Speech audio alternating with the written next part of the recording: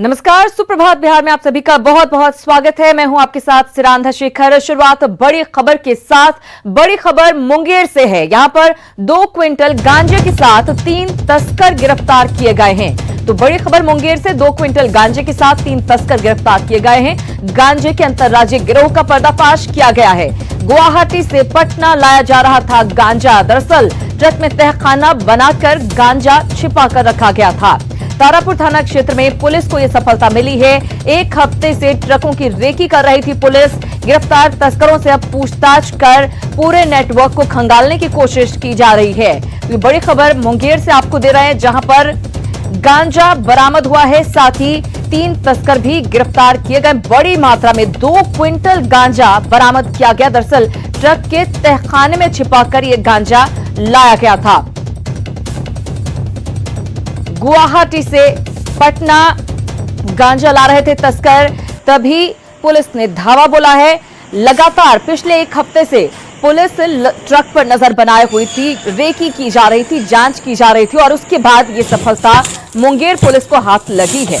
हम आपको बता दें कि गुवाहाटी से पटना गांजा लाया जा रहा था और बड़ी ही चालाकी के साथ ट्रक में तहखाना बनाकर इसे छिपाकर रखा गया था। आप अंदाजा लगा सकते हैं कि 2 क्विंटल गांजा बरामद किया है पुलिस ने। बड़ी खबर सीवान से है, जहां पर बेखौफ अपराधियों ने फायरिंग की है। बड़ी खबर सीवान से बेखौफ अपराधियों का तांडव देखने को मिला। यहां पर फायरिंग की गई है, जिससे मोहल्ले में दहशत का माहौल हो गया है। इस फायरिंग में एक युवक अफरोज को गोली लगी है। घटना सराय ओपी थाना क्षेत्र के पुराने किला पोखरा के पास की है। अफरोज जमीन कारोबारी है। जब वो अपने घर से निकल रहा था, तभी बाइक सवार अपराधियों ने उस पर गोली चला दी। गोली चलते देख घर भागे तो बाइक पर सवार 2 अपराधियों ने घर पर भी गोली चलाई और फरार हो गए। गोलीबारी की घटना से जहां लोग दहशत में हैं, वहीं थोड़ी देर के लिए अफरा तफरी का माहौल भी यहां पर हो गया। तो सीवान में कारोबारी पर हमला किया गया, फायरिंग की गई है, जिसके बाद से पूरे इलाके में दहशत का माहौल है। पुलिस लगातार अब कोशिश में जुटी हुई है कि कौन लोग थे जिन्होंने इस घटना को अंजाम दिया है। फिलहाल एक शख्स जख्मी बताया जा रहा है, जो कि जमीन कारोबारी है।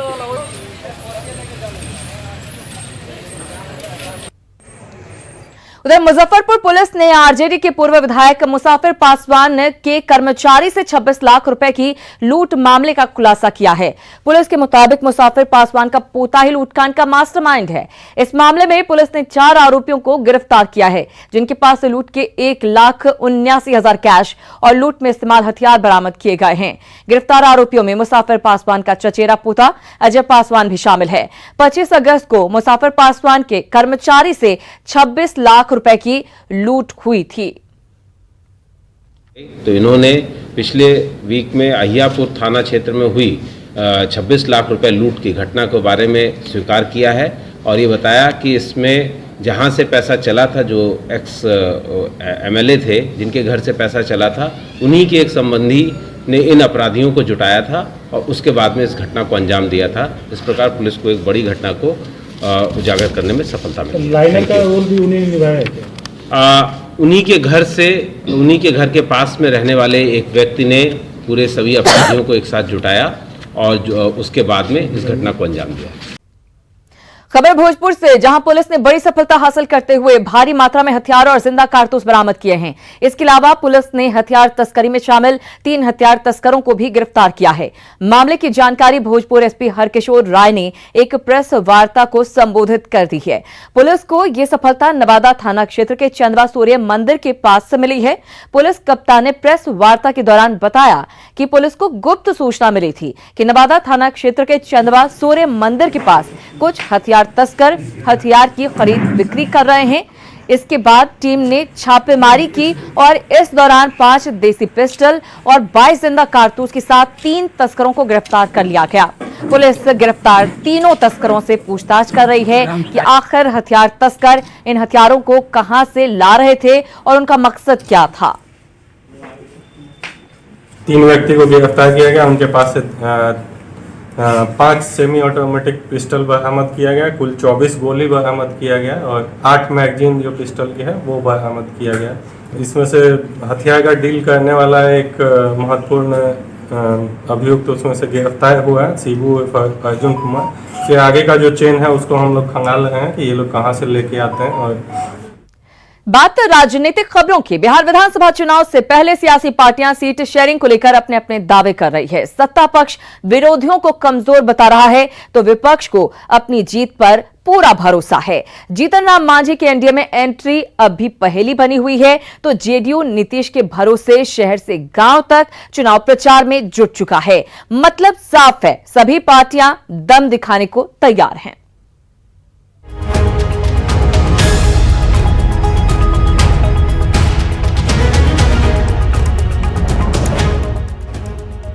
चुनाव नजदीक आते ही बिहार में सियासी पार्टियों में हलचल तेज हो गई है।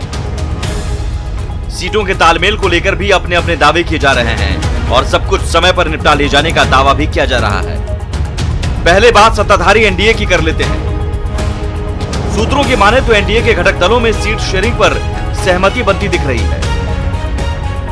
सूत्रों के हवाले से खबर मिल रही है कि जेडीयू और बीजेपी में बातचीत आखिरी दौर में है। जेडीयू को 110 से 115 सीटें मिल सकती हैं। तो सीट बंटवारे में बीजेपी को 100 से 105 सीटें मिल सकती हैं। वहीं एलजेपी के हिस्से में 25 से 27 सीट आ सकती है। अगर जीतन राम मांझी एनडीए में शामिल होते हैं तो उनकी पार्टी को जेडीयू अपने कोटे से सीट देगा। इधर एनडीए में जीतन राम मांझी की एंट्री के कयास भी जोरों पर है। आए दिन मांझी की घर वापसी की खबरें आ रही हैं। इस बीच नई जानकारी ये सामने आई है कि जीतन राम मांझी विधान परिषद के रास्ते सदन पहुंचना चाहते हैं। नीतीश ने मांझी को विधानसभा चुनाव लड़ने के लिए मनाया है।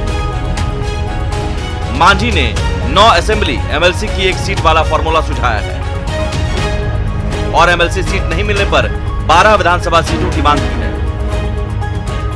हालांकि सीटों के बंटवारे और मांझी की वापसी से इतर सत्ताधारी दलों के नेता जीत को लेकर पूरी तरह से आश्वस्त हैं और सीधा निशाना विरोधियों पर साधा जा रहा है, चाहे कोई भी पार्टी चुनावी ताल ठोक दे। राष्ट्रीय जनता दल है, उसमें कोई दम बचा नहीं है और हम लोग को जो देखने पर लगता है कि जो 2010 में उनकी स्थिति थी उससे कहीं ज्यादा बदतर स्थिति में वो इस बार पहुंचे हैं। 500 राजनीतिक दल कब कहां उतरते हैं, इससे न एनडीए को कोई मतलब है और न भाजपा को कोई मतलब है। हर राजनीतिक दल स्वतंत्र है और बिहार में मेरे ख्याल से 500 ऐसे राजनीतिक दल हैं जो कहीं ना कहीं से उतरने की तैयारी कर रहे हैं। जबकि महागठबंधन के नेता दावा कर रहे हैं कि सीटों का तालमेल जल्द सुलझा लिया जाएगा, बस थोड़ा इंतजार कीजिए। जो बातचीत का सिलसिला है वो चल रहा है। जितने हमारे महागठबंधन के साथी हैं सभी एक दूसरे से टच में हैं और जब फैसला होगा तो आपको पता चल जाएगा, जानकारी दे दी जाएगी। मैं नंबरिंग पर नहीं जा रहा हूं, लेकिन आप जो कर जितना सीट लड़े थे उससे ज़्यादा तो निश्चित रूप से लड़ना है। बहुत सारी चीज़ें करनी होती हैं और वो प्रक्रिया जटिल नहीं होती, वो प्रक्रिया थोड़ी लंबी होती है और मैं समझता हूँ चंद दिनों के अंदर सब कुछ साफ हो जाएगा। वैसे जेडीयू पूरी तरह से चुनावी मोड में आ चुका है। पार्टी की चुनाव प्रचार गाड़ी पटना की सड़क पर उतारी जा चुकी है। जल्द ही ऐसी कई गाड़ियां दूसरे जिलों और विधानसभा क्षेत्रों में घूम घूम कर प्रचार करेगी। लोगों को बताया जाएगा कि नीतीश कुमार फिर से क्यों बिहार के लिए जरूरी और अहम है। वैसे इंतजार थोड़ा और कीजिए, क्योंकि आने वाले दिनों में सियासत की रफ्तार तेज होने वाली है। न्यूज 18 के लिए दिल्ली से अमितेश के साथ पटना से साकेत और रवि एस नारायण की रिपोर्ट। तो सियासी हलचल लगातार तेज हो रही है। इधर जेडीयू ने फिर एक बार आरजेडी को झटका दिया है। आरजेडी के तेघड़ा के विधायक वीरेंद्र कुमार को जेडीयू में शामिल कर लिया गया है। जेडीयू सांसद ललन सिंह ने वीरेंद्र कुमार को शामिल करते हुए लालू प्रसाद यादव पर जमकर हमला बोला। अब तक आरजेडी के 7 विधायकों को जेडीयू ने अपने पार्टी में शामिल करवा लिया है।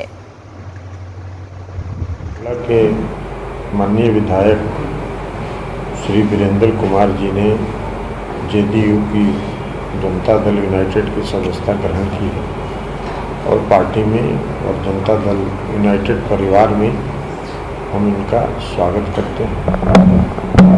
उनका अभिनंदन करते हैं और अब ये आज से इस परिवार के सदस्य हो गए। हम नीतीश जी के साथ रहे और नीतीश जी का साथ दिया और आज तक साथ दे रहे हैं।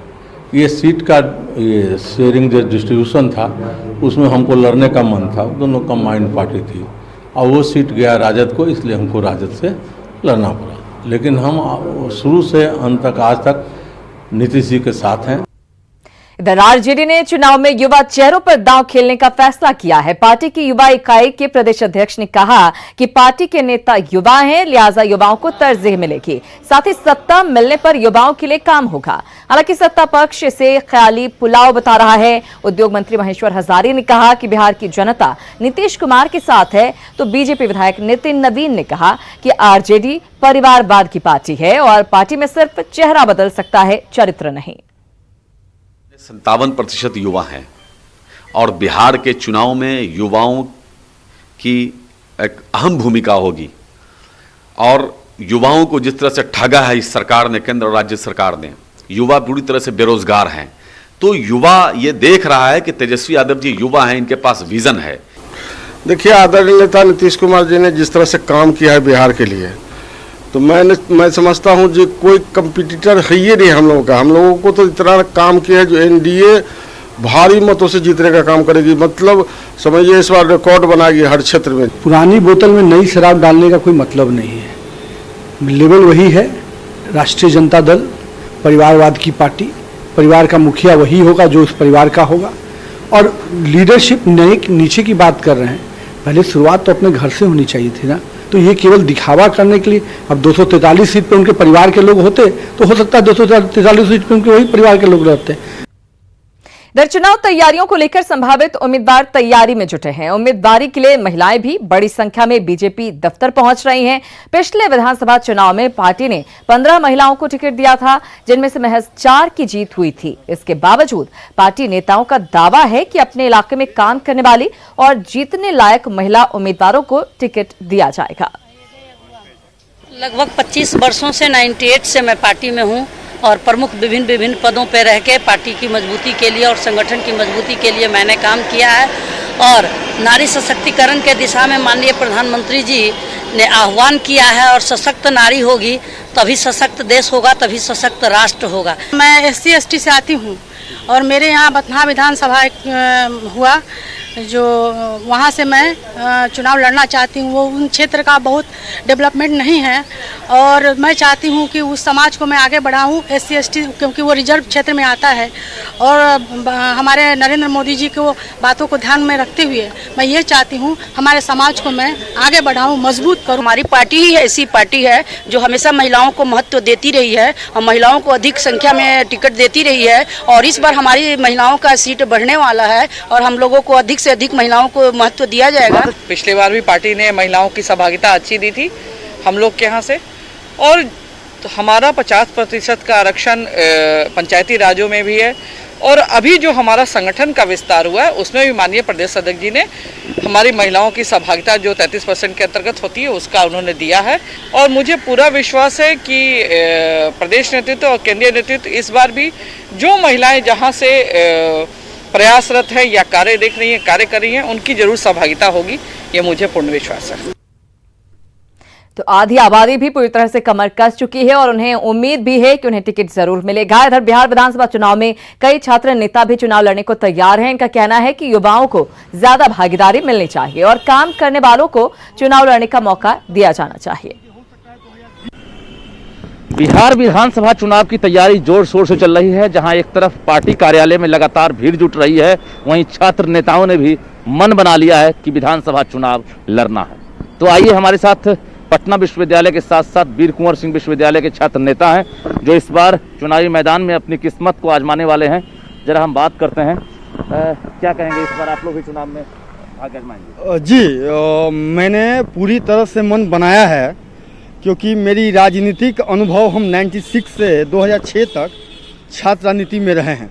युवाओं को तो बस कहा जा सकता है कि हम युवाओं को भागीदारी देंगे, पर ये जो परिवारवाद का जो दायरा है, युवा मेहनत करते हैं, युवा संघर्ष करते हैं, पर टिकट किसी दूसरे को मिल जाता है। टिकट मिलना चाहिए, युवा को ही मिलना चाहिए, पर अपने समूह और अपने समाज के ऐसे युवा को टिकट मिलना चाहिए जिनका सामाजिक संघर्ष, राजनीतिक संघर्ष उन हवाई नेताओं से कहीं ज़्यादा है। जिस प्रकार से आप देखते आ रहे हैं कि अगर कोई भी नेता, कोई भी दल अगर समाज को आगे अग्रसर की बात करता है, समाज को आगे ले जाने की बात करता है, उसको तो नई सोच की बात करता है, तो उसको नए सोच के व्यक्ति को लाना चाहिए, है ना। तो हर नेता, हर छात्र नेता का सपना होता है कि वो इलेक्ट्रल पॉलिटिक्स में आए, और मेरा भी सपना है। किसको अच्छा नहीं लगता है विधायक और मंत्री बनना। तो शीर्ष नेतृत्व की बात है, अगर शीर्ष नेतृत्व हम पे भरोसा दिखाते हैं तो हम आएंगे। भारत जो हमारा देश है, पूरे विश्व में यहाँ की आबादी लगभग 65% आबादी युवाओं की है, और युवा भागीदारी की अगर बात करें तो मात्र 13% MP जो हैं वो युवा वर्ग से आते हैं।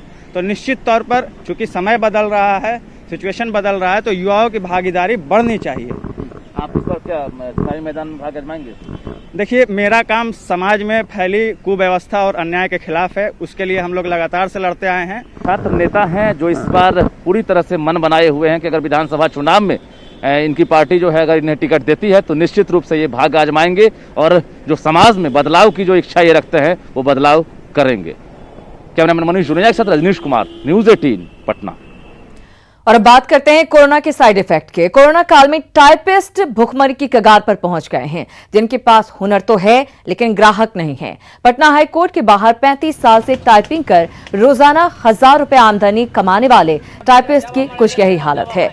उम्र के 60 से ज्यादा बसन पार कर चुके इन टाइपिस्ट्स के पास अब दूसरा कोई विकल्प नहीं है कि आमदनी उन्हें मिल सके। जायजा लिया है न्यूज़ 18 संवाददाता रजनीश कुमार ने। लगातार टाइपिंग कर किसी तरह परिवार की रोजी रोटी चलाने वाले टाइपिस्ट आज भूखमरी कगार पहुंच गए। रोज दुकान भी लगाते हैं और देख सकते हैं कि अस्थायी जो यहाँ पर टेंट लगा हुआ है, इसी तरह से यहाँ पर ये दुकान लगाते हैं, लेकिन अब ग्राहक नहीं आते हैं क्योंकि अब हाईकोर्ट भी ऑनलाइन चल रहा है और वकील साहब घर बैठे ही अब बहस करते हैं। ऐसे में अब जो टाइपिस्ट हैं उम्मीद भरी नज़रों से ग्राहकों का इंतजार करते हैं, ना तो वकील साहब आते हैं ना ही मुवक्किल आते हैं। तो ऐसे में जो टाइपिस्ट हैं देख सकते हैं कि किस तरह से इनकी थकी हुई उंगलियां भले ही आज भी हुनर रखती हो, लेकिन आज उंगलियां थम गई है, मशीनें ठप है क्योंकि ग्राहक नहीं है। जरा हम बात करते हैं कि आखिर कोरोना की मार किस तरह से ये लोग झेल रहे हैं। बाबा, क्या मोबाइल देख रहे हैं? हाँ, बोल रहे। ग्राहक नहीं है? ग्राहक तो एकदम आना ही बंद है। वकील लोगों का काम ही नहीं हो रहा है, ऑनलाइन होने से कोई काम नहीं हो पा रहा है, इसलिए जो है यहाँ मैनुअल काम हो नहीं पा रहा है। कैसे परिवार अभी कैसे चला रहे हैं? जैसे किसी तरह से बने खींच खाच रहे हैं, किसी तरह से समझिए कि आते हैं 10, 20, 50 कभी हो गया तो उसी से काम चला रहे हैं। कोरोना की वजह से बहुत रफ्तार कम हो गई नहीं इसके चलते। और हम लोग का एकदम बैठा बैठी है, कभी कदाल 150 हुआ तो हुआ, नहीं तो लेकिन हम लोग बराबर आते हैं। लॉकडाउन में नहीं आते हैं, जैसे ही खुलता है ऑनलाइन वाला तो हम लोग आते हैं। अभी मतलब स्थिति अभी एकदम दयनीय है, किसी तरह से मैंने परिवार को खींच रहे हैं हम लोग। वकील साहब लोग आते हैं कि नहीं? कभी कभी कोई आते हैं जो मैनुअल से कराते हैं, न तो सब लोग तो इधर उधर रहते हैं। वकील साहब घर बैठे ही हाँ, घर बैठे बहस कर लेते हैं। 6 महीना हो रहे हैं, यही 10 रोज से हम लोग आना शुरू किया हैं, तो घर बैठे हुए रह रहे थे, कोई ग्राहक नहीं आ रही है। वकील साहब ध्यान नहीं दे रहे हैं? वकील लोग से वो तो अपना घर पर बैठे हैं, सारा काम कर रहे हैं। हम लोग तो यहाँ पर आते हैं बैठ कर चले जा रहे हैं। ताकि कुछ यहाँ पर आते हैं सिर्फ कुछ लोग जानेगा आएगा तो कुछ काम हो गया। चला रहे हैं, कर्ज ले रहे हैं, करीब एक दूसरे से किसी तरह लेकर के काम चला रहे हैं। कोई काम में नहीं है, इस तरह से आदमी बैठा हुआ है। कोरोना एकदम ब्रेक कर दिया। आज से नहीं करीब 7 महीना हो गया। बिहार का सबसे बड़ा न्याय का मंदिर पटना हाई कोर्ट, और पटना हाई कोर्ट के ठीक सामने तकरीबन 30 से 35 साल से ये दुकानें लगाते हैं और अस्थायी रूप से ग्राहक आते थे। उस वक्त परिवार की रोजी रोटी बेहतर ढंग से चलती थी, लेकिन कोरोना की वजह से आज पूरी रफ्तार पर ब्रेक लग गई है और मायूस और उम्मीद भरी नज़रों से आज ग्राहकों का इंतजार कर रहे हैं कि शायद 2 वक्त की रोटी के लिए बिक्री हो जाए। लेकिन आज ग्राहक ही नहीं आ रहे हैं और इनका कारोबार ठप है, मशीनें बंद है, और अब इस उम्र में दूसरा व्यवसाय करे भी तो क्या करें। कैमरामैन मनीष जुनेजा के साथ रजनीश कुमार, न्यूज़ 18 पटना। इधर अन्नदाता की मुश्किलें भी कम नहीं है। सीतामढ़ी में कोल्ड स्टोरेज के अभाव में किसानों को बेहद कठिनाई का सामना करना पड़ रहा है। इकलौता सरकारी कोल्ड स्टोरेज के भवन निर्माण पर सरकार ने लाखों रुपए खर्च कर दिए, लेकिन कोल्ड स्टोरेज के भवन का इस्तेमाल आज तक नहीं हो सका। रखरखाव के अभाव में सरकारी कोल्ड स्टोरेज का भवन आज पूरी तरह से खंडहर में तब्दील होकर रह गया है। हालात ये हैं कि कोल्ड स्टोरेज में आज तक मशीनें नहीं लगाई गई, जिसके कारण इसका फायदा यहाँ के स्थानीय किसानों को नहीं मिला है। वहीं सहकारिता विभाग के प्रबंध निदेशक का दावा है कि इसको शुरू करने के लिए सहकारिता विभाग के द्वारा प्रयास किया जाएगा, लेकिन कब शुरू होगा इस पर कोई ठोस जवाब नहीं है। में कुछ कोई चीज रखना है, आलू है, बीज है, रखना है तो दूसरे जिला में जाके हम लोग को डालना पड़ता है भैया। ज्यादा खर्चा, ज्यादा परेशानी। इसी के दशक में बना न उसमें मशीन लगा न कुछ, उसी तरह खंडहर भी उसका इमारत खंडहर हो चुका है। कम से कम सरकारी कोल्ड स्टोर हो जाता तो हम किसानों को बहुत सहूलियत होता। इस संबंध में अभी हम अपने टीम भेजकर उसकी जांच करा लेते हैं और जांच करा के बिहार सरकार में सहकारिता विभाग में इसकी सूचना देकर और उसको हम लोग कोशिश करेंगे कि फिर से उसका रेनोवेशन करके और कारगर बना लिया जाए। इसी के साथ